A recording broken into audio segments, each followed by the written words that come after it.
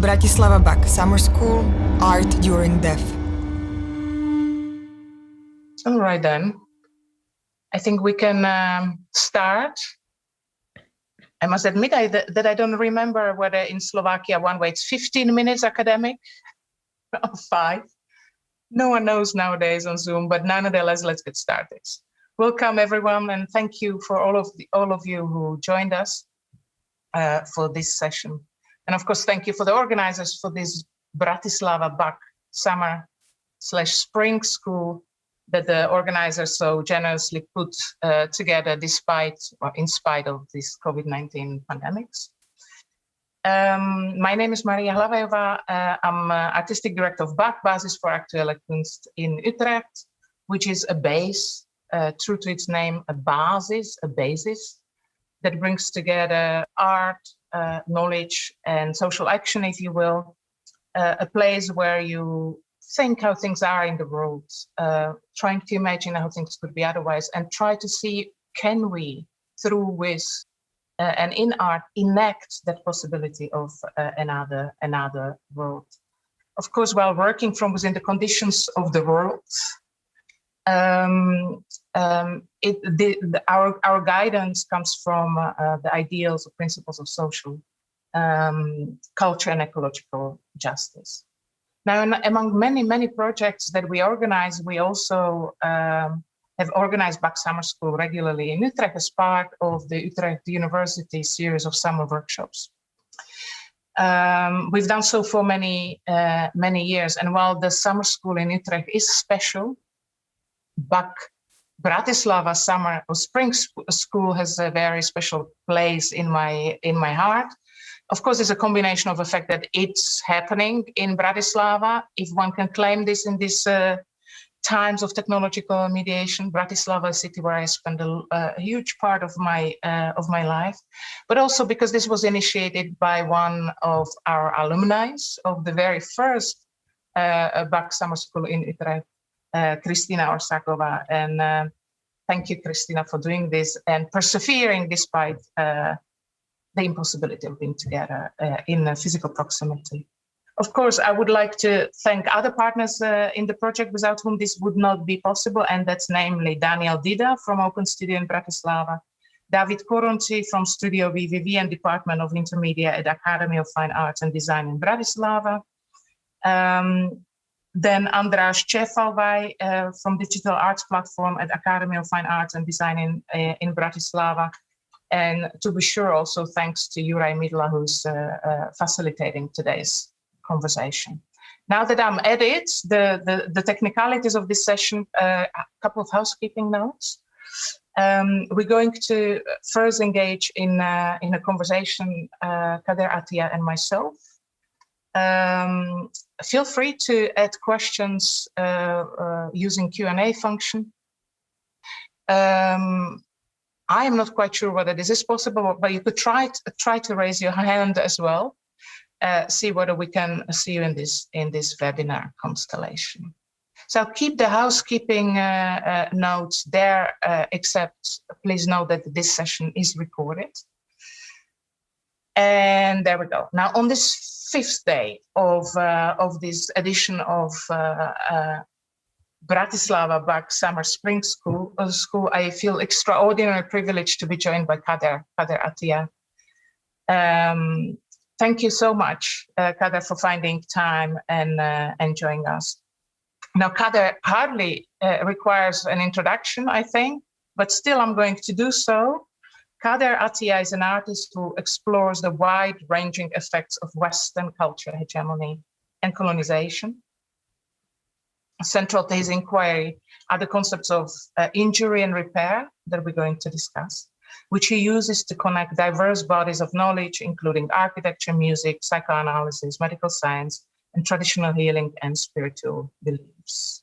Throughout his multimedia practice, ranging from sculpture to, let's say, film installation, reparation does not mark a return to an intact state, but instead makes visible the immaterial scars and psychic injury.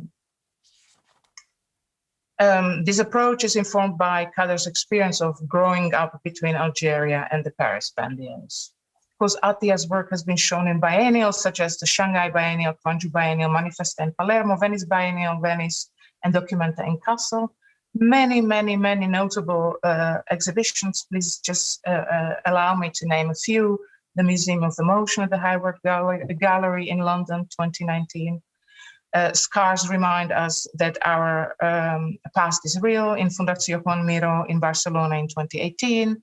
Roots also growing concrete at Macval 2018. Repairing the Invisible at SMAC in Ghent, etc., etc., etc. It's important, I think, to also mention that in 2016, Kader founded La Colonie in Paris's Gare du Nord area as an open space for decolonial thinking, debate, and culture activism, and we'll be touching on that practice. And Kader, many of you may know, has also been appointed as a curator for the 12th Berlin Biennale in 2022. So thank you again, Kader, for joining us. Thank you. Now, Fragments of Repair is how we name this conversation, but it's also the name of a multi-part project convened by BAK with Kader and the Decolonial Forum La Colonie in Paris. It is nearly 2 weeks ago that we inaugurated the project, precisely on the 17th of April this year, albeit I have to add that the physical venue of BAK is closed, so the exhibition at this moment is not accessible. Now, besides the exhibition at BAK, which we're going to discuss in detail, the project consists of two other main fragments. What's in the title, Fragments of Repair. And that's a collective study program at La Colonie in Paris, named Fragments of Repair, La Colonie Nomade. And then the third part is of an online series of gatherings with lectures, conversations, screenings, and assembly forums that is taking place every 2 weeks in the course of the project. To be complete in this respect, I want to say that the project has been conceptualized by Kader Attia and my colleague at BAK Witske Maas together, and in conversation with Françoise Verger and the BAK team. Now, the project Fragments of Repair shares many urgencies with this year's Bratislava BAK Summer Spring School titled Art During Death, as they both are shaped within and in spite of the present-day pandemic conditions, and thus necessarily addressing the notions of death, dying, bereavement, as well as wound, injury, and repair. Now, allow me to, in this respect, read a brief introductory text to the exhibition so as to offer a humble framework from which I would like to begin. I hope you bear with me a few more minutes of this introduction. Now, taking place a year and a half into the COVID-19 pandemic, the project Fragments of Repair emerges into a world in a more visible state of brokenness, an avid multiplier of not just itself, but every injustice it encounters. The virus and its effects continue to reveal deep-seated wounds and injuries across the globe in need of repair. Brought into full view, it becomes obvious that these wounds and injuries issue from the nexuses of historical colonialisms and present-day authoritarianisms, economic disparities and growing racial violence, and the continuous abuses inflicted upon already vulnerable, precarious lives and increasingly frequent climate disasters.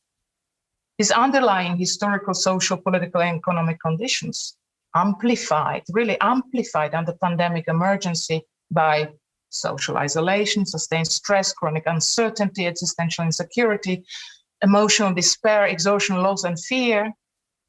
These have expanded this viral contagion into a disquieting global psychological pandemonium. This is the urgency that shaped this project, even if, or perhaps in spite of the fact that we cannot gather in physical proximity, so as to engage in an ongoing collective, multi-directional and propositional conversation around the following question: what pathways can repair, not as a return to past ways, but then trajectory shaped by demands for decolonization and the politics of restitutions? And thus, what pathways can repair offer to life in and out of the viral and psychological pandemonium? Driven by this question and the urgency of the wounded psyche and the injured collective mental health, the project puts forth the notion of decolonial repair, conceptualized by artist Kader Attia as both a tool and a tactic of engagement with the current conjuncture. Now, injury, wound, and repair, to be sure, have been key concepts across Kader's artistic practice, particularly in relation to the material and immaterial injustices of colonial violence that persist into the present. Repair, according to the artist, is, and I quote, a form of cultural resistance by means of reappropriation, unquote. And Kader, and we will have chance to discuss in this in detail, but Kader often cites the Japanese art of ceramics mending, kintsugi, or the practices in pre-colonial African societies, while kintsugi showed broken ceramic pottery fragments resealed in radiant gold to highlight both their breakage and repair. The latter, the pre-colonial African societies, engage in boundless chain of reparation upon reparation upon reparation, acknowledging the object's journeys and making the traces of their memory fully evident. In this view, we will understand repair is always necessarily bound to wound and injury in a fundamental and permanent way, even if the mind, especially in the societies faring under the modern flag of reason, even if this mind wants to have its psychological and physical scars removed, erased, or hidden, at the very least. Against such denial, Kader proposes to reclaim the scars, keep them inside, and thus acknowledge that in every repair, there is something irreparable. In other words, that every repair is necessarily partial, fragmented, and fragmentary, hence fragments of repair. Now, this fragmentation, this irreparability, if you will, then is both the reservoir for ways of knowing the world, as well as a source for future-oriented resistance and resilience. Repair, then, is not a return to what was, or what we hear oft-repeated desire of return to normality, if we bring it to today's pandemic reality, but a space for collective performative imagination aimed at carving alternative ways toward what is yet to be. So I keep it here for now, and I would like to propose that as Kader and I cannot join you in Bratislava this time, we thought to take you, even if symbolically and via digital means only, to BAK with us to visit the exhibition, work by work, to discuss these matters. And with it, of course, the role of art, artwork, artists, art institution, vis-a-vis the urgencies that make our world what it is. And how, there was a question in mind, how can this be thought, imagined, and enacted otherwise? Can we think through pathways to another world, if you will? I'm going to see whether this is going to allow me to share my screen with you, and I think it should have allowed me. And I must admit to everybody that Kader has not seen the exhibition in person. And I would like to, and that there are so many open questions about this artworks exhibit there. It's a remarkable exhibition, but there are so many questions I wanted to ask and never could because we didn't have a moment to drink a cup of coffee, and maybe this could be an invitation to such an informal conversation, really about all works in the exhibition. So this is actually the entrance to the physical side of BAK, to our building, our exhibition space. And I'm just going to enter. When you really quite literally physically enter the building, this is the view that unfolds in front of you, actually having in view a number of artworks already in this project that are gesturing towards this notion of repair. And perhaps Kader, we can start from these beams. It's untitled, as you can see, it's a series of sculptures, but there is something really important happening there. And maybe we can start from here, and I just offer you to take it away.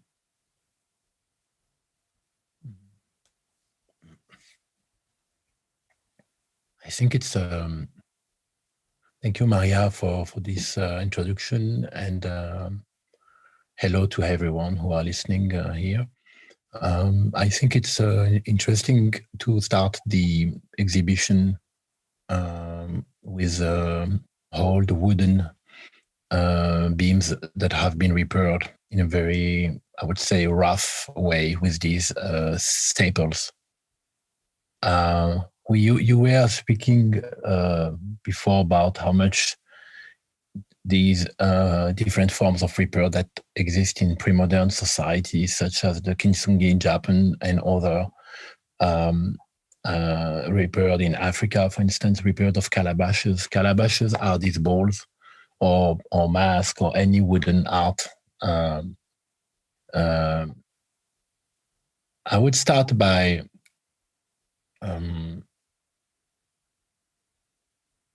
I think giving you a very, very important thing to understand how much the repair is a stake that any human being is facing.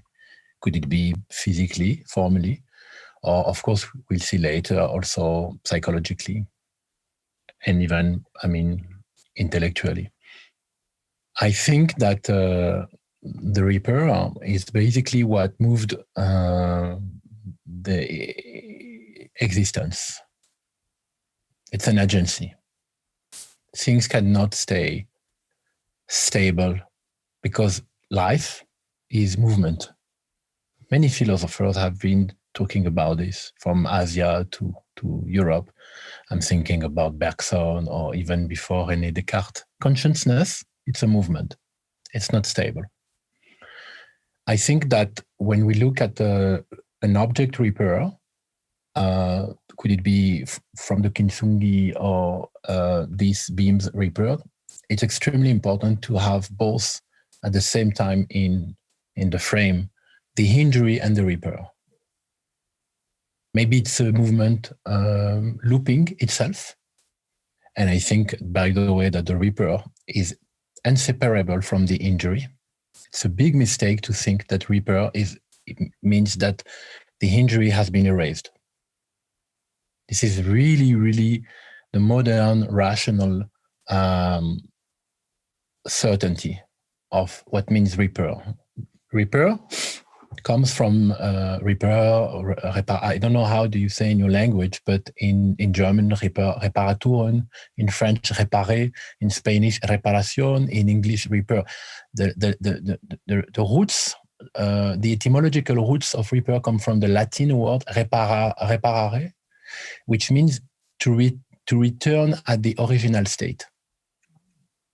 And the whole agenda of Western modernity that I've started to observe, particularly at the beginning of the 20th century with the injured body of the World War I, is that sciences can control the injury because repairing means to erase the injury and bring the object, the broken object or the body at the, not at its original state, it's impossible, but at the idea of its original state.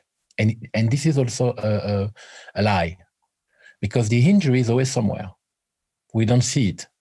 I know a couple of people here in Berlin, like a fantastic woman, Anna Goebel. She's a restaurateur of ceramics. She's able to repair any ceramic pots, jar, anything. You cannot see with your eyes the cracks, the fault, but there is a fault. So it's very important to understand that for me, this is a crucial point to polarize two ways of thinking, the non-Western, pre-modern one, and the modern rational Western one. Because on the contrary, in pre-modern non-Western societies, even in the West, it's not only Africa or everywhere, in the Middle East, in Europe, it was like this. Repairing meant to keep the injury visible. The ethic of the repair was moved by a sort of sincerity in which showing the injury of the object, the accident, was, I don't want to speculate, I would not say that it was a statement, but I think that they didn't care about showing the injury. Just to give you an idea, a couple of years ago, many years ago, I was in Istanbul. They have this monument underground called the Cisterns. Mm-hmm. So it's a pond, a huge pond with columns. I think they have it since the Roman, I think, since it was like Constantinople. One of the columns is held by a head, I think of Medusa or of a figure from the Greek or Romanian mythology. It has always been here. And I'm really, really convinced that this is a reaper. Because you have the columns like this, and you have a head at the bottom that is holding the columns. So if you want, this question of repair, keeping the injury visible, is definitely what possibly was supposed to be repair originally. The idea that we have to make that when a car, an object, a body is repaired, the scars have to disappear. It's a modern fantasy of denial of the injury. And here we go into politics, because what does it mean, this movement I was speaking about? The movement is time. When we show the injury of an object and its repair, we actually show time. We show, we like in a music, in phenomenology, the first analysis by Edmund Husserl about perception of time was using melody, music. I think when you show an object repair, you really embody in the same object two times, the accident and the repair. And then you create a movement by staying in the same place. And that's why, for me, showing these columns of wood that has been naturally, because of the time, dried, and then have revealed significant cracks, repairing them with this staple, like we used to do in the past in Africa, but again, also in the West. I found this kind of repair in 18th century beams, rooftops, for instance. It's funny because even we were mentioning La Colonie before, but we did some renovation at the beginning, and there was a beam repaired with these staples, with two of them. So let's call, even if I'm very skeptical about this terminology, traditional repairs, the way to, the sign of a moment where the injury was part of the life, and we were not denying the time. Time basically. And if you translate this to the body, the society we live today, which is obsessed by staying young, removing the wrinkle, the whole plastic surgery that is about, really running after time. Mm-hmm. It's part of this narrative. So to finish with, and I'm sorry if I have been long, but I think it's important to understand that many artists are repairing. I think we are all repairing. But the difference is that I do think that when artists are able to understand inside the reaper what language can emerge from, then it becomes another story. And I think all these kintsugi and Japanese and anonymous repair you could imagine that you can observe in museum, in culture, in history, are languages. The person who have repaired it says something. Kader, I wanna touch on that notion of time. And I recall during the opening, when we had a similar setup of a conversation, you suggested that perhaps you could see a role of art or artwork to slow time. How to think this statement in relation to what you just discussed about movement and showing time? Yeah. Well, I think first we have to understand that we are definitely living in a society that not only celebrate the speed. This is the case since the beginning of the 20th century, but it's also a society where we have now understood that any technology, from the simple hammer to algorithm, have been invented by human minds to accelerate. The numbers, math is a machine. So my concern with this is that in time of pandemic, this acceleration has been enhanced because we do not take anymore the time to, just do what we used to do, for instance, to learn. Of course, today we are sharing a nice moment, and I can also speak about this because I think it's part of what I do believe, has in reference to philosopher like Gilbert Simondon, he used to call this individuation. But I think what we are doing right now is that we are slowing time a little bit. So most of the time, if we talk about technology, this algorithmic governance in which we are living now is about this acceleration. It's about it's constantly hijacking what used to be in between the subject and the object.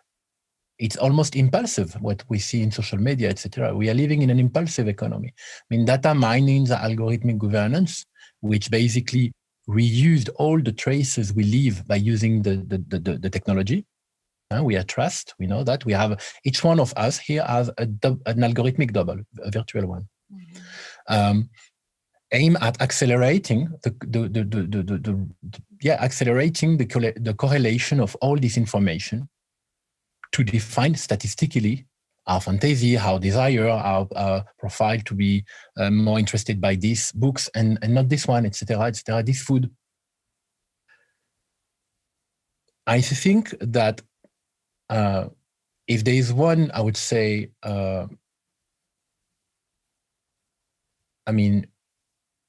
possible form of resistance against this algorithmic governance. Again, don't get me wrong, I'm not against technology at all. I love technology. I'm just thinking that we are using it the wrong way. We can speak about this later. It's by thinking about how much artworks can, on the contrary, slow time, can be a machine to slow time.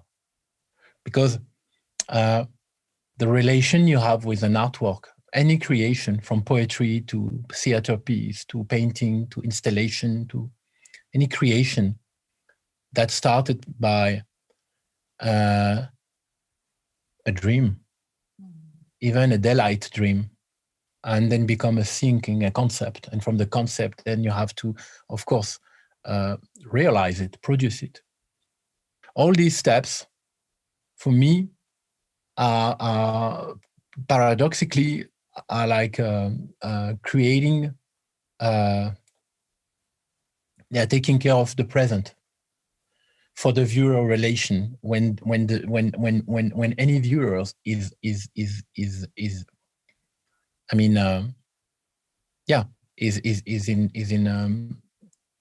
interacting with an artworks, this interaction happens in a present moment. But I was also saying this because I think, like many sociologists, like Dominique Boulier, for instance, who works on mediology, the science of media, that we also live in a world where the young generation, so you might be concerned by this or interested, he's he's the receptor of endless everyday information without having, if I may to use a technical word, sorry, the hermeneutic to interpret them. And all informations.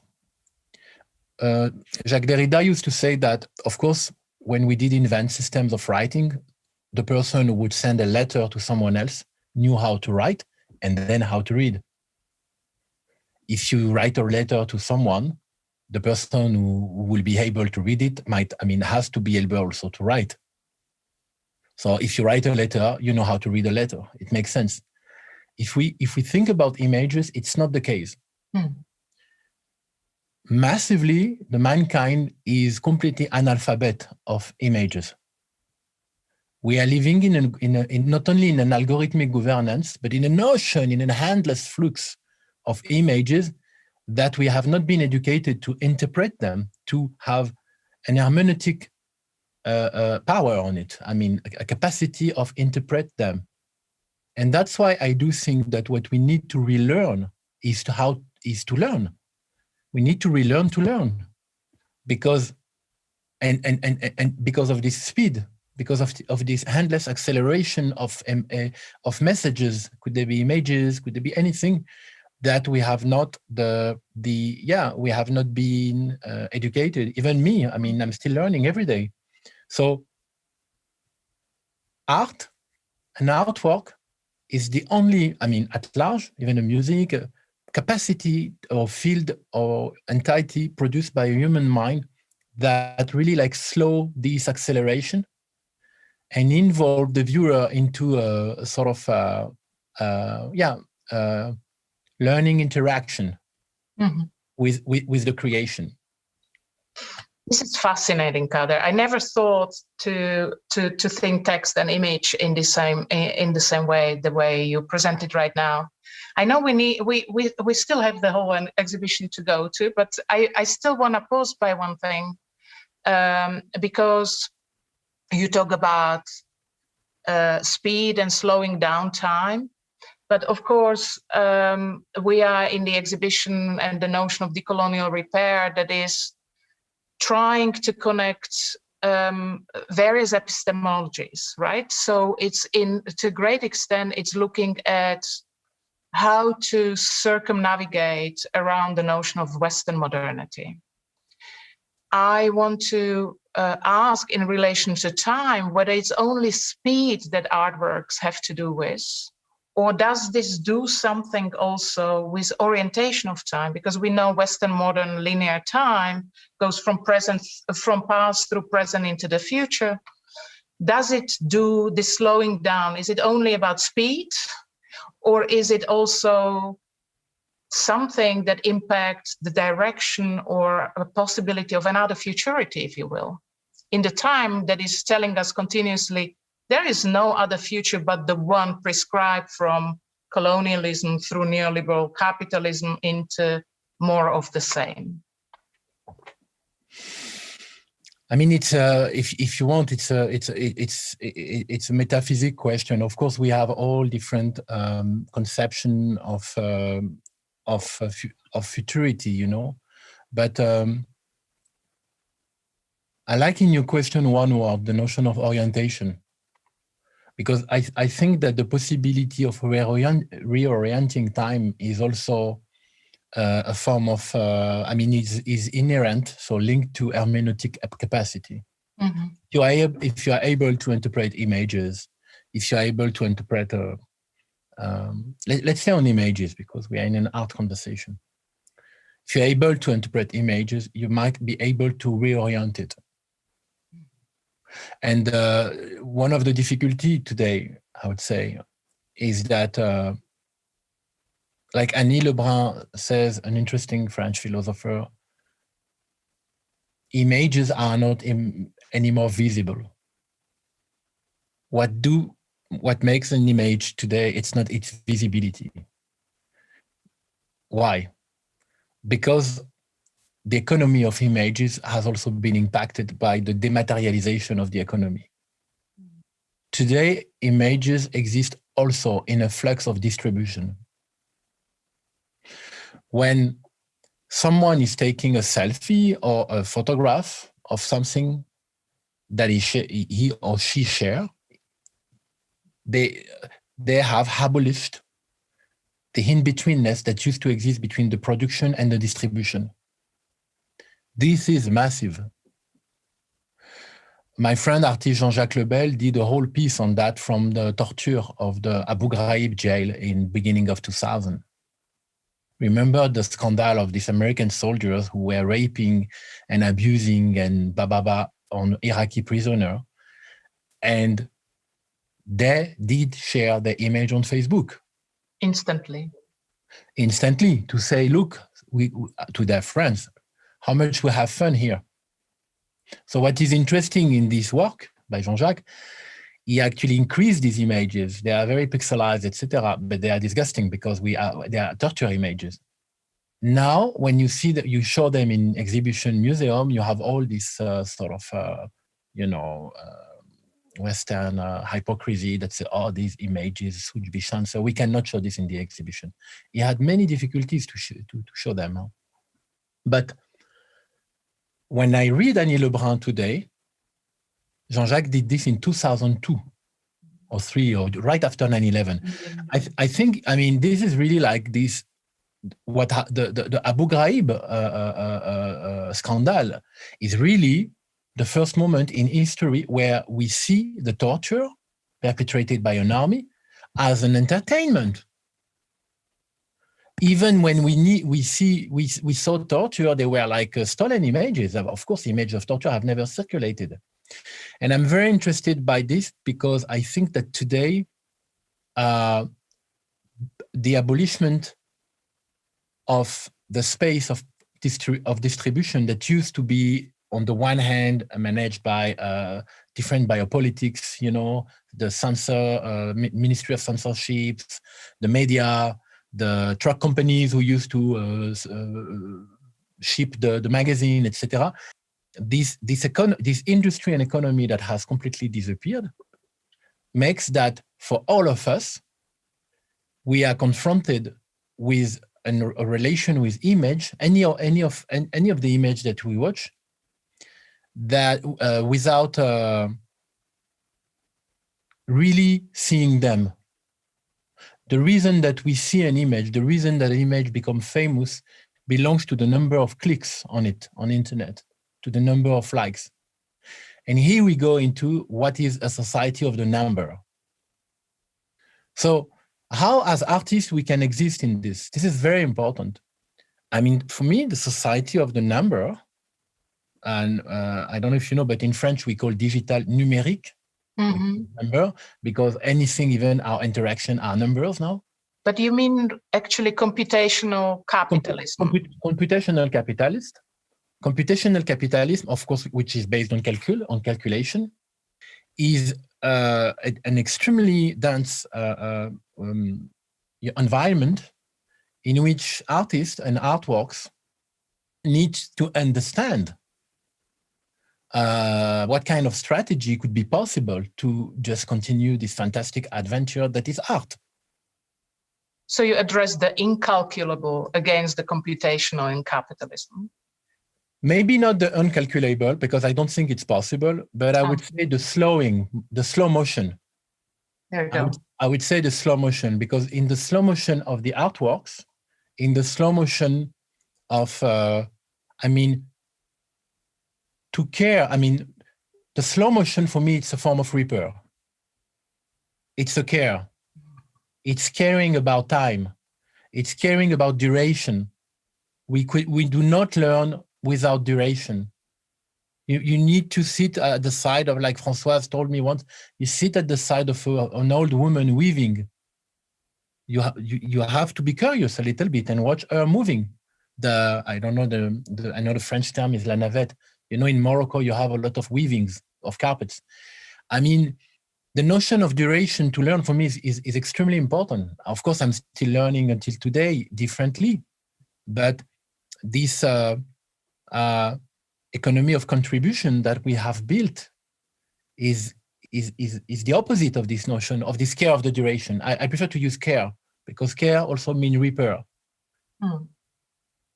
Wonderful. Shall we move to next work, which probably is a kind of heart of the exhibition? You can see it behind the beams, and that's the work Reason's Oxymoron from 2015. And this is where you kind of brought together various cultural practices and perspectives regarding subjectivity, the psyche, and the imagination around the world. It's 18-channel video installation. It's here a little detail with captions so that everybody can see. And here you're developing cultural specificities of the concept of repair under various titles, whether reason and politics, the magical sciences, religion, modernity, capitalism, and schizophrenia, etc., etc. You brought together people ranging from various fields, ranging from psychiatry to ethnography, storytelling, shamanism, philosophy, history, music, etc. And it's a really extraordinarily fascinating film. Speaking of slowing down film installation, I wanted to say, speaking about slowing time, this really requires almost slow viewing in order to be able to absorb this multitude of various perspectives. Speaking of slowing time, I think something we could discuss here is the idea of deep listening, or maybe even let's try to look at this through the notion of decolonial listening. This is what Rolando Vasquez discussed throughout their writing quite a lot, decolonial listening as a mode of creating relation within and with the world that allows you or prompts you, better said, to listen to those who have been silenced by history, if you will. And of course, this goes hand in hand with decolonial thinking, which Rolando Vasquez talks about as thinking with others. Yeah, and so this decolonial thinking and listening seek to form kind of relational worlds that go beyond the hegemonic framework of Western modernity. Of course, claiming that there is no modernity without coloniality, and there's no coloniality without modernity. So I wonder whether you could take it away, from this notion of deep listening, or maybe even decolonial listening, and to what extent this notion of listening, and maybe even deep hearing, I don't know what this is a term that one uses within these practices, to which extent that shaped your thinking when working on this particular work.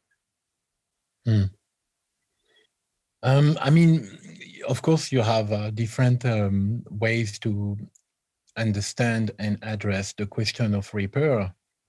As I say before, it's very much linked to the injury as far as I'm concerned, and also to the self, to the subject. So it can be very individual. But at the same time, I would say that one of the, really crucial importance of this notion of repair is that you can really find it and in so many, field of researchers, fields from politics to science to art to, and what I have discovered the most, as long as I was deepening my researches, is that probably one of the significant aspects of the repair in politics, which means, like Catherine Malabou says in the debate, trauma, because what means an injury of politics? It's a collective trauma. Of course, in the collective trauma, you have individual traumas, but generated by a political context, it's a trauma. So if we need to address the question of repair politically, for me, collectively and individually, we need to understand how much it is important to listen And listening is the beginning of the repair. And that's why I went very close to psychoanalyst and psychiatrist, because again, I find, starting from my own history, in one person of my family, when she was young, has been healed by a traditional healer, and the neighbors have, in France, never understood how this could happen, because they had a son with the same illness, and they had to bring him at the hospital. He was epileptic, to make you understand the thing. And my mother decided to bring my sister in Algeria to visit a grand aunt who was a witch, and she healed her really during a year in the mountains. She came back in France. She was 11, and she never gets sick again. So I started to be very interested by what was at stake here, whether it was magical or rational or whatever. And then initially I started this work on Horizons Oxymoron by asking to a neurologist who is in the film. His name is Olivier Galaverna. What does it sound for him? How does he interpret this, And then from this, I, of course, discovered that they were sort of interlacing between Western modernity and pre-modern societies in terms of mental health that were pretty much political, and not only absolutely not outside a political agenda, I would say, in the sense that while the family who were friends of my father, communist, they said, no, you should not send your sister in Algeria. This is epilepsy. We have good hospital here. She will be healed with medicines. And until now, the son who was healed by medicine is in a psychiatric hospital until now, because it was in the 70s and the medicine were very strong. For me, this helped me for years to just wonder, understand why it did work first, and how come that culturally some population could be more confident into the rational, modern project in terms of science, in terms of healing, and other who would definitely trust the legacy of the ancestors. And I found, I have to admit, through the readings of Frantz Fanon, the relation between alienation and colonialism, a very, very narrow,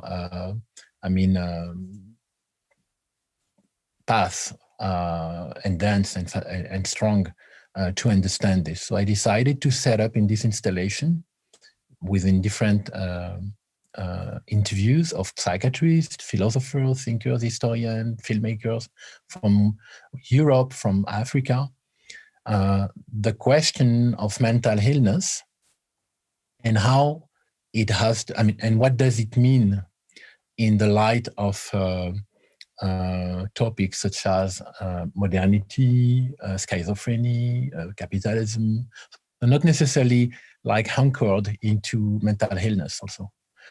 And I think the conversation that came out of this gave us an interesting elaboration of how colonialism is not only like simply this very rough idea of occupying a land or people or bodies, or it's much more. It is much more complex.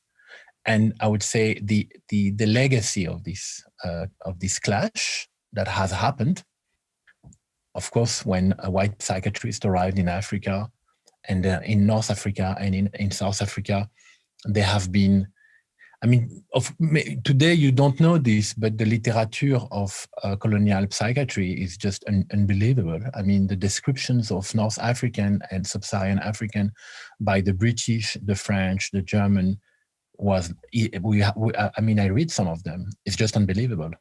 So Frantz Fanon himself, of course. Yeah, exactly. And his political psychiatry, right? This is what he engages, kind of on one hand showing the entanglements of psychiatry, mental illness, and coloniality, of course, but also suggestion that mental illness will not be cured by a pill. It can only be cured by adjusting or changing political and social circumstances. So therefore, this entanglement of mental health and larger social political conditions is really crucial to understand, also from today's perspective of COVID-19, which causes such a huge psychological pandemonium. But I didn't mean to interrupt you. I agree, and thank you, Maria, for precising this, because it helps me also to go to one important argument that I found when I was doing my researches, is that most of the time, and also interesting, not only in Africa, everywhere, even in Germany, even here in Berlin, in the psychiatric hospital, when you work in this field with a project that makes you the listener, talking about listening, you really start to wonder who is mad? Are the mad the real mad, or are we mad, us? And I think here we go into this very complexity that Fanon, of course, has underlined, that what makes the trauma, the mentally ill person, is the social environment. And then because we are mentally ill socially and not biologically, like many also even psychiatrists says, we need to understand how much we are fragile, and particularly today in this pandemic moment. I mean, mental health is something that each government should care. I'm like stunned since ever that they are not government with Ministry of the Care of Mental Health, because we are living in a society of psychological anxiety constantly. So it's like, oh, they are the very mad who are insanely visible. And then for those who are not visible, everything is fine. I'm sorry, there are a lot of mad people in the society. And that's why I'm interested as an artist to work on this, because I think, to finish with, that art is not only a slowing down machine, it's also an interesting therapeutical strategy. I'm not talking about art therapy. I'm not pretending that I'm going to heal people with my art. I don't want to do that. But what I found interesting is that any artworks, hijack your attention for a moment in which you are not anymore yourself. And I think this is important, to leave yourself. Just a few moments.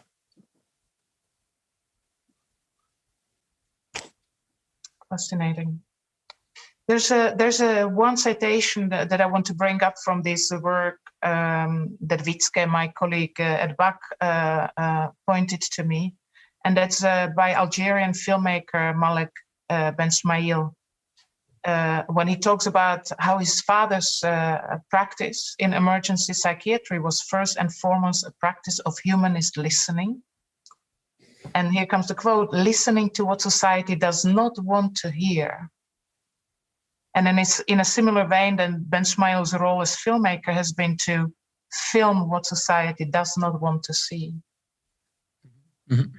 And perhaps this work also plays towards that to a great extent. Mm-hmm. And hugely importantly, it does not privilege one epistemologic system over another, right? It does not dismiss the knowledge, the epistemology of Western modernity, but it does not privilege it either. And I think that's what's extraordinarily interesting on this particular piece. But before we move forward, and we should, just this, first I was really taken aback by how it is installed.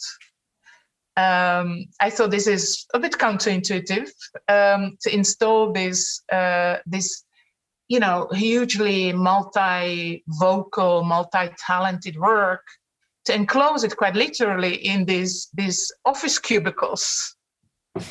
and of course invented in the height of Western modernity as a place of equality, where, you know, and autonomy and what have you. Essentially, this is a control mechanism of control, surveillance, oppression. I don't even know what other words I should use here. Could you just few seconds? I mean, what motivated you to install this piece in this office environment? I mean, for me, maybe the missing word you were looking for is the panopticon. There you go. Thank you. Because I think the cubicle are really incarnating what used to be this jail, you know, from where one guard from one point, one cell could watch all the prisoners. I think it was in England, but Foucault spoke about it. And I think cubicles, offices are panopticons. So they pretend to preserve the intimacy of the users, but in the end, they are transforming the users as a product of the neoliberal capitalism. And it's interesting that I did this work, in 5 years ago, but in the end, when we wonder about not only the social distance that needs to be kept now because of the pandemic, but also, again, just the fact that we are like the lockdown imposed us to stay away, you know, from each other in so-called intimate psychological intellectual spaces.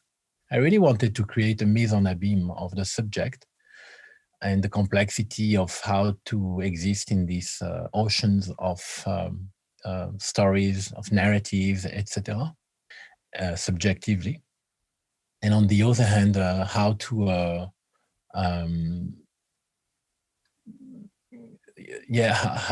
how to imagine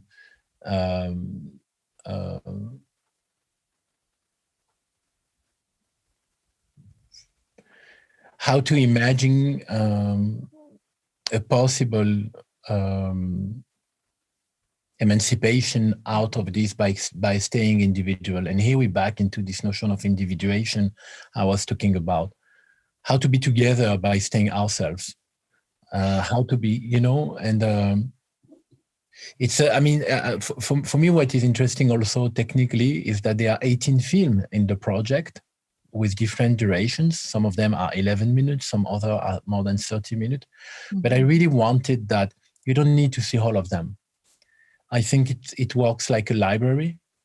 And if you watch 3 films, which exactly, you get the project, and even if the 3 films are different.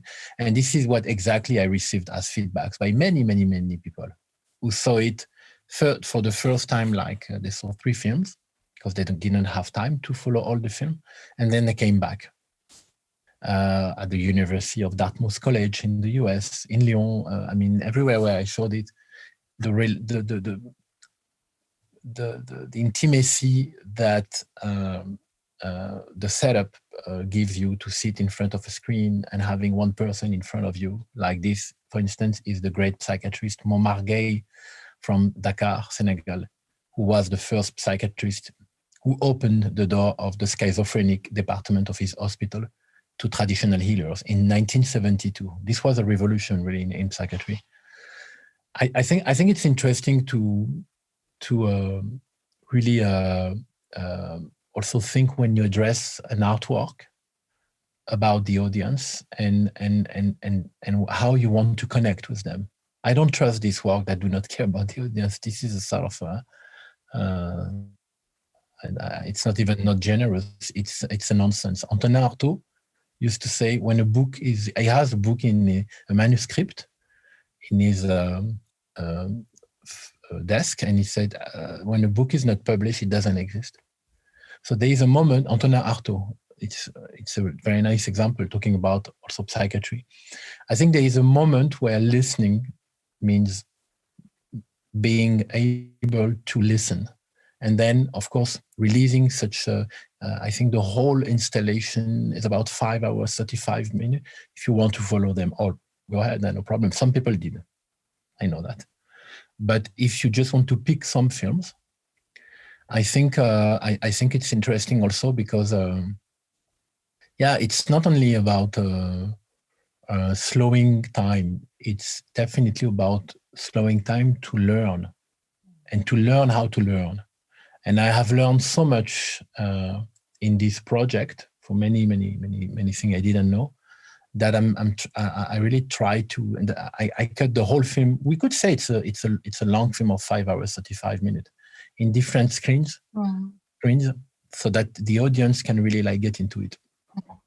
Thank you for bringing the notion of learning, because I do see these works as repositories of knowledges from which to learn how to deal with current trauma, injury, or from which to learn the strategies of repair. And in the context of another project at BAK, together with Janne van Heijswijk, we were developing this concept of an artwork as an learning object, an object to learn from.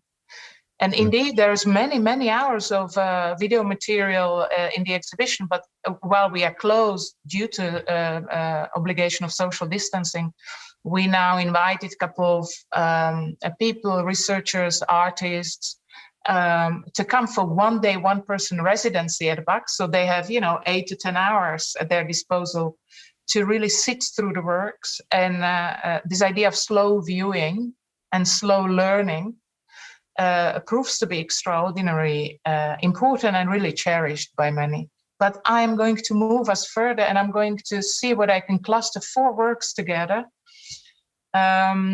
These are 2 works, separate works. This is a show which shows their quite interesting correspondence. I don't think these 2 works were installed together this way, but on your left side, you have a work, Oil and Sugar, from 2007.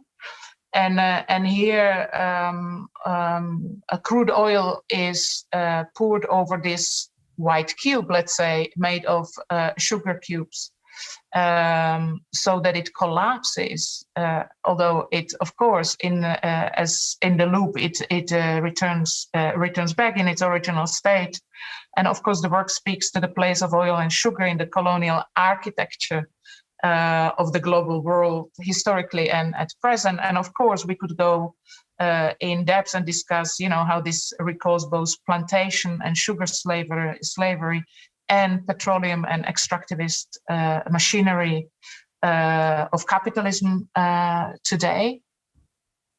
But this idea of architecture, whether symbolically as colonial architecture of the world or architecture as such, which to some extent is the entry point into this work, La Tour Robespierre's the Robespierre Tower, which is a drone recorded portrait of this vertical living kind of machine at the suburbs of Paris.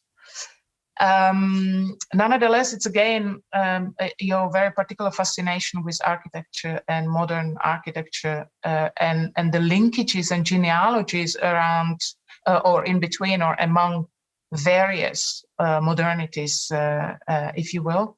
I'd like to see whether we could touch on this work, because of course Oil and Sugar is from 2007. This is 2018, so it's pre-COVID-19 pandemic and lockdown. But I think through the lens of COVID-19 pandemic, this gains new meanings in a really a robust way. And I would like to touch on this. But I'll add this particular work called Snails from 2009. It's also playing with the modernist architecture grid and the toughness and robustness and minimalism at the same time of this building in the background. And this severed plinth that is also carrying some sort of a grid, but kind of organic grid of snails that are in collectivity, huddling together to survive the drought and heat. And then this particular work, following the modern genealogy, which is a series of collages where you precisely look at the linkages and connections and genealogies between Western modernity and other modernities, and the mutual or maybe one-way borrowing. I'm not quite sure what your position towards that would be. This is a brief detail into one of the collages, and this is an aerial view from above to the, let's say, archival background information or knowledge archive, if you will, with images and publications. So maybe we can select one of these works that you would want to talk about around this question: where does this fascination of architecture really come from, and how does this play to this narrative of repair? I mean, initially, I've been interested by the legacy of, in general. I mean, I've been interested by history, and I have to say that in terms of colonialism legacy, one of my interests a couple of years ago was how much it has always been cleared for the Western psyche, or I don't know, epistemology, that African non-modern art has influenced strongly modern artists, Western modern artists, such as Picasso, Braque, etc. But I was quite surprised to discover, particularly because it has to do with a city I know and a country which is mine, that the architecture from Algeria, which has strongly influenced the Western white modernism of Le Corbusier, for instance, has never been acknowledged as such. On the contrary, there's a kind of invisibility of the lack of inspiration that these architects have found in what they do called, with a certain contempt, I would say, vernacular architecture. So I decided to work on this. It was around 2006-07. I decided to really think how art can readdress this legacy. Just to clarify, I have to say that one of the most important things is that even if you can be a bit hungry, it doesn't make sense to be sort of vindictive in your statement.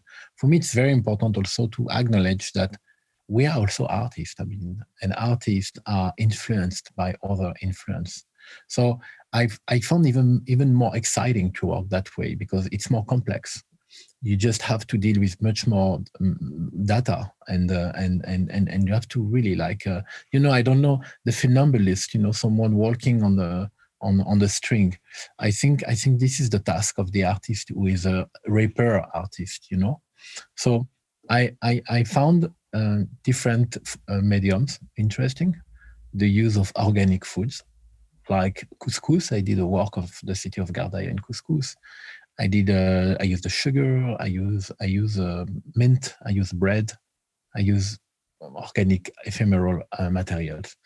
Sometimes I use them in the exhibition. Some other I represented them, like here with the whole and sugar video, which indeed it's a cube of sugar, of pieces of sugar, on top of which I have poured oil, black oil, and I just wait. And I don't know if you saw the video, Maria. It's Granny, and actually it's Granny because it used to be. It's not even digital. This is DV camera, and I remember I was filming it, and it's also in terms of what is an image in the end. Today when I was talking before about the distribution, the absence of the distribution today, and the fact that our relation with image has to do very much also with the number of clicks or likes or whatsoever.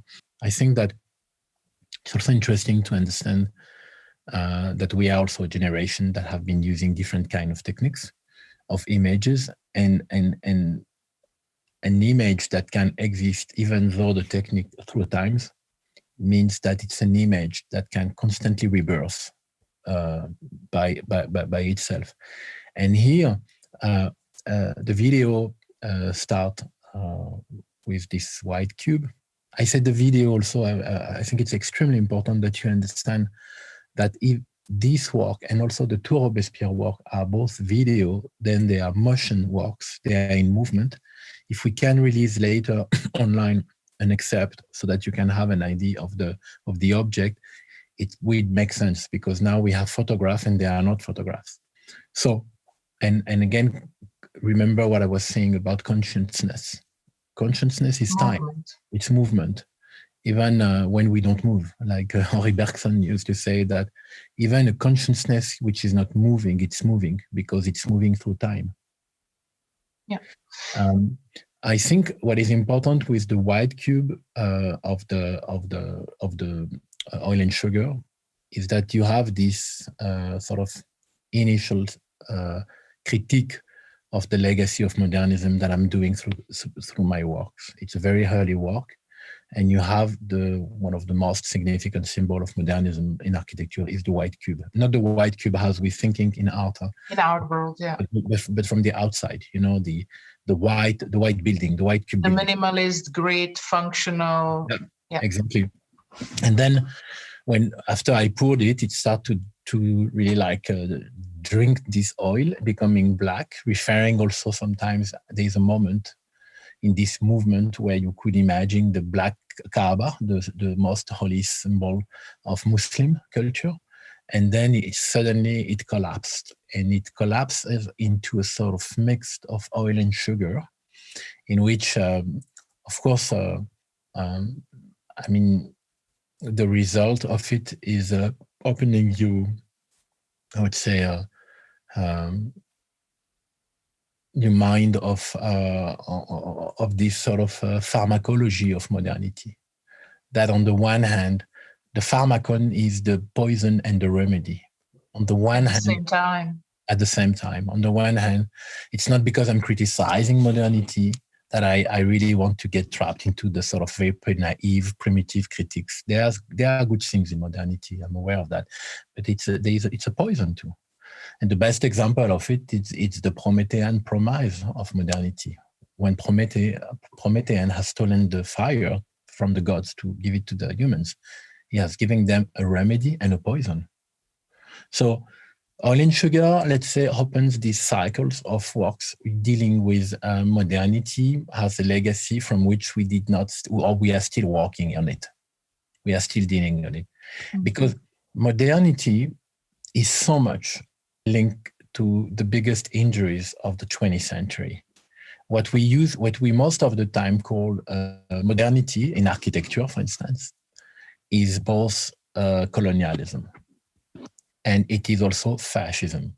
Fascist architecture from the Nazi here in Berlin or from the Italian by architect, like decolonizing architecture. Alessandro was telling me this. I found this extremely interesting, particularly because it is an architect, an Italian. Alessandro Petti. Yeah, he told me, but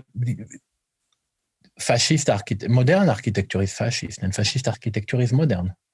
And I think we need to understand this better, that there is a sort of narrative that separate fascism and modernity in architecture, which does not make sense. And what he was saying, basically, I saw it through colonial architecture that has been spread in Libya by Italian and Ethiopia, but also by the French and the British.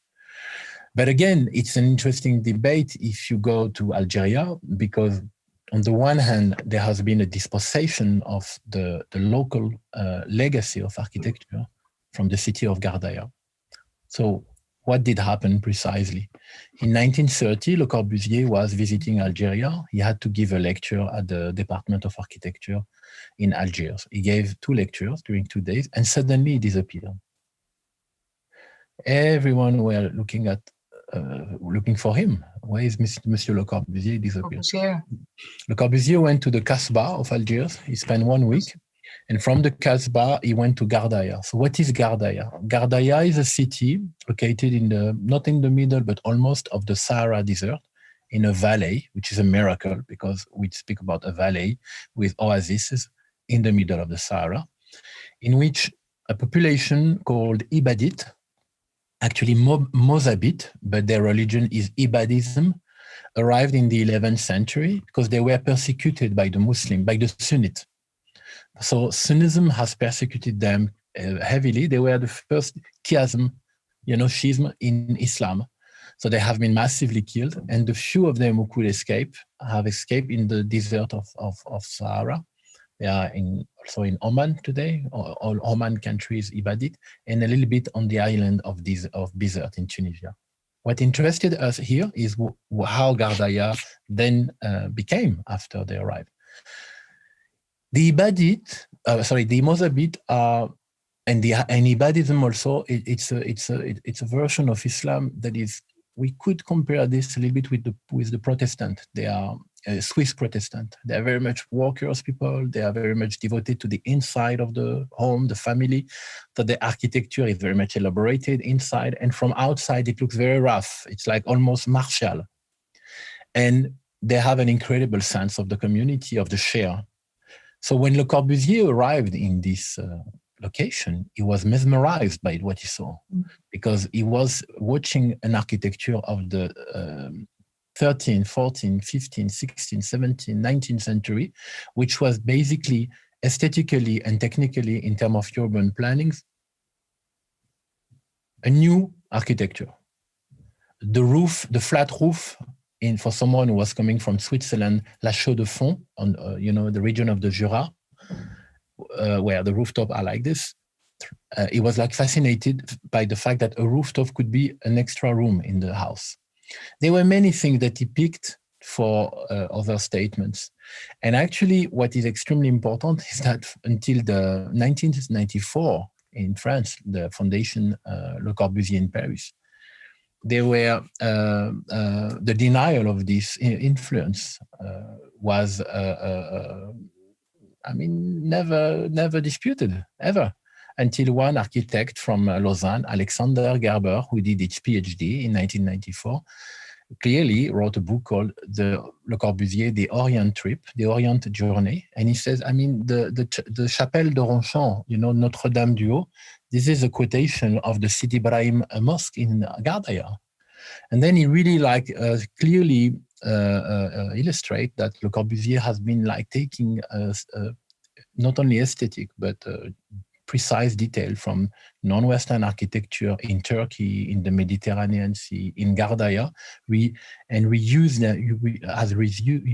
them into its own statement. So for me, it's important also to combine these conversations that we have today, because we are together, with anonymous listener, the visitor, the viewers. So that's why I like in my work to not only use the medium of the video or collages, but also to really show or give references to the viewers, so that for the people who are interested, the conversation can continue. Mm-hmm. Because here again, it's about how to learn and how we need to learn how to learn. Thank you, Kader. I am keeping an eye on time and on Q&A function of this Zoom. Unfortunately, we don't have any questions directly. Okay. But there are two more works I wanted to go to, and we will not manage in time. So I just wanted to ask whether we're going to look at the body's legacies in the remaining 6 minutes, or rather in this news work, the objects interlacing. And to guide our decision which work we discuss, I want to remind ourselves that today, the 5th day of the school, is guided by the notion of acceptance. Mm-hmm. Of course, the school is divided according to 5 stages of grief, borrowed from Swiss American psychiatrist Elisabeth Kubler-Ross. These 5 stages are denial, anger, bargaining, depression, and acceptance. And I would like to see the relationship between repair and acceptance, if we could do this in 1 minute in a way. But it might be that this particular work really could help us in thinking this through. And just a brief introduction. Of course, it's the installation with video and 17 objects that are either, all these are replicas made either in wood or 3D nylon or 3D print. These are 3D prints of African artifacts. And in the video, the discussion is around the notion of restitution. Restitution, of course, of stolen artifacts through the machine, a colonial plundering machine, of course. And the conversation is not as straightforward as suggesting just return the objects where they come from. So the notion of restitution is, of course, very complex in recognizing and accepting, perhaps, that the journey is much more complex than just, withdrawing from one context to another. Of course, the objects, perhaps to an extent, absorb certain identities and positions that was given to them as ethnographic objects in Western museums, etc., etc. Simplifying very complex subjects, I'm aware, because we pushing through time. But also these replicas are as if witnessing this discourse on restitution, this complex discourse of restitution, and they throw their own shadow over this discourse, which is quite fascinating, because to me it feels almost like a more than human assembly, where conversation happens not just through text, and then that is only possible through deep listening, but something more is happening there in the interlacing, in the interaction between the spoken word, recorded images, and this shadow play that's happening here. I have to be honest. It's a work on restitution which needs a lot of time, to be explained. Unpacked, but I like the way you described it, Maria. I think for me, it's important to understand that, or maybe for you, just to understand that I've been working on the question of restitution of artifacts stolen during colonial time in Africa since the 1930s, since 1994, when I was in Congo. And then I started beginning of 2000 to really investigate the presence of all artifacts taken during colonialism in the Western world, in Museum of Ethnography. And when the question of restitution became so-called hot in contemporary art and in field of anthropology, because of the speech of President Macron in Ouagadougou 3 years ago, I think, I was already, for a long time working on this question, and for me, and still I am, what I was saying before about how much listening is important in repair, in a repair project, as a repair significant strategy. I think I really decided to do a film that would give the voice to those who have been, I would say, on both sides of the question. So the anthropologists and prints, like the Prince Gizo, or thinkers, writers from Africa, and also more or less the same kind of profile on the other side, from the Western white world. And I think I have discovered that in the end of the day, the question of the object is not absolutely not taken care of by the political and official discourse. Is the affective, is the affect, is the emotional relation we do have with object. So basically, it's before and beyond this cultural legacy. It is linked to it, of course. It is, I would say, it's even through it that we can understand the complex relation we do have with object. I'm asking, for instance, in the film to a psychiatrist, what is an object for her? And she said, she's French, and she says that, she told me off camera that she has grown up in the north of France in a family where people used to hate her. And in camera, she says that because she lost her mother when she was 5, she had to be introduced by her aunts, always like she's the one who lost her mother. And she said that, psychoanalytically, it's very heavy. So, okay, you understand that she went through a very difficult time. But now she said, for instance, that she used to lose object, keys, credit card, anything. Everything. And then she became like super, with a lot of anguish, you know. And she said, today I don't care. I lose them. And I said, oh, again. And she said, you know, I never heard my mother speaking to me, because when she passed away, I was too young and there were not like systems of recording the voice. If there is one thing I miss the most is to hear a voice. And I discovered a couple of years ago that I developed for the last 15 years. So many workshops with my patients at the psychiatric cells that she's working in Aubervilliers. So many workshops of singing. And that all the songs were songs about the mother, famous songs, as Navour. And I think this is extremely touching, because I really think that there is a form of alienation that also capitalism has been playing a lot on, by owning an object.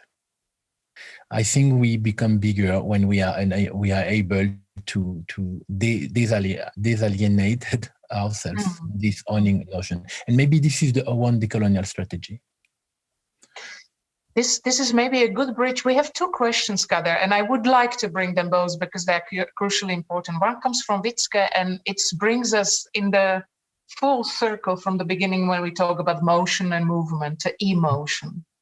And Witske says, the idea of art bringing one outside of oneself also reminds me of what philosopher Bashir Diagne talks about in this installation, Objects Interlacing, on emotion, or rather emotion.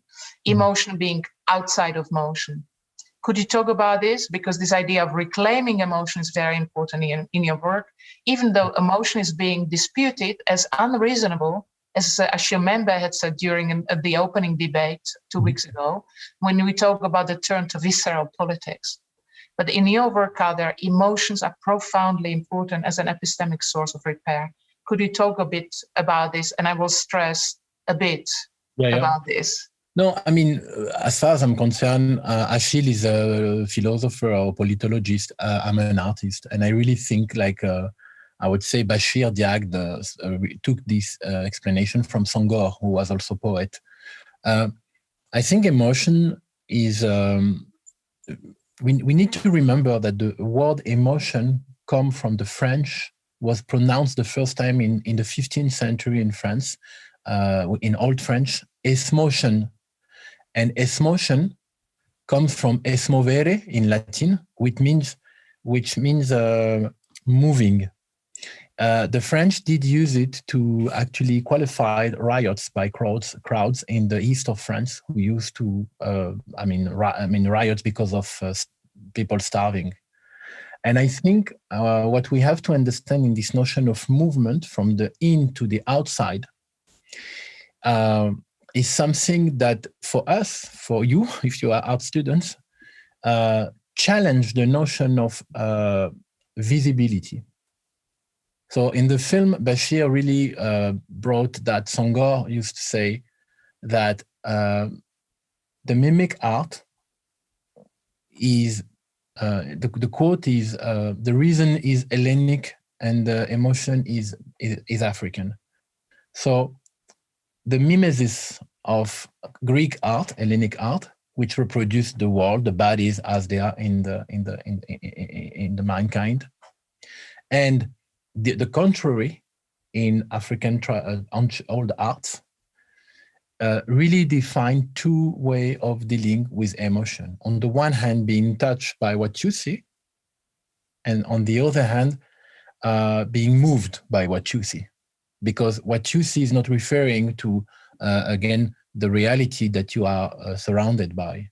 So it's I think it's interesting, not only in the notion of I'm still working on how to deal with this sort of rationality and emotion on one hand. What I found much more interesting, and you're right to underline it, Witske and Maria, is this notion of movement. Of having yourself moving outside the body. Excellent, thank you. I have last question from David Koronci. Thank you, David. David announces this as a rather simple question. It's a very complex question. What are the methods of choosing artistic strategies and forms to create a platform, a space in the notion of the art object as a slowing machine? Your work is multimedial in its core, so I'm interested how you navigate between different media material decisions. I mean, it's an interesting question for an artist, because all artists, and I'm sure maybe many of us will understand this, are attracted by experimentation. And because when you are thinking about an issue, you also, as I said before, you learn. So I like to be new in a medium, so I like to experiment new mediums. I think the notion of art by definition does not mean one medium. For those who prefer to be the expert of a medium, of their medium, I can understand. But as far as I'm concerned, I'm a very curious person. I've always been interested by this notion of externalization that we call technology. Mm-hmm. Is for me what really is a sort of prosthetics to engage with a field that you don't know. So each time I have to say that I like investigating something, I'm not looking for at any price for a new medium as like a new prosthetics, but I leave this sort of medium imposing itself as a media, because the medium, like Marshall McLuhan used to say, the medium is the message. I think it's not on the work. This quote doesn't work only in digital media. I think also, I really think also that artworks are prosthetics too. And then formally, to neglect the form in your artworks, it's I think could be a mistake. I think you really have to be as much as possible caring about theory for sure, emotion, but also about form. I don't think that we can separate these prosthetics, and that's why for me the question is not only about mediums formally. I would say even it's also about whether a work can be discursive or on the contrary, like Oil and Sugar, it's just like 4 minutes. It's a gesture, or La Tour Robespierre, it's a gesture. So I like also to go back and forth between very discursive works and also very simple ones. Sorry if Excellent. Thank you so very much, Kader. Welcome.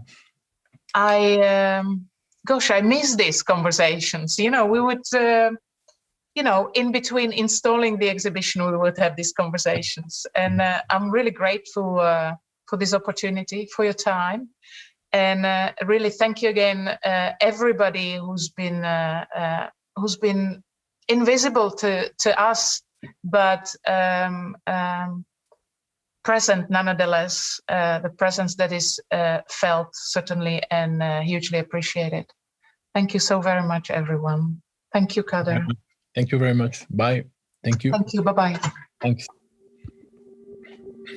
You've listened to the conversation, Fragments of Repair, between artistic director of BAK, Hlavajova, and artist Kader Attia. Sound was designed, mixed, and mastered by Adam Matej and Jonathan Pastyrčák. The 2021 Bratislava BAK Summer School Art During Deaf has been organized by Daniel Dida, Open Studio Bratislava, David Koronci, Studio www and Department of Intermedia at Academy of Fine Arts and Design in Bratislava, András Čefalvaj, Digital Arts Platform at Academy of Fine Arts and Design in Bratislava, and Kristina Orsagova, in conversation with Mária Hlavajova, Artistic Director of BAK, Utrecht. The educational program has been supported using public funding by Slovak Arts Council.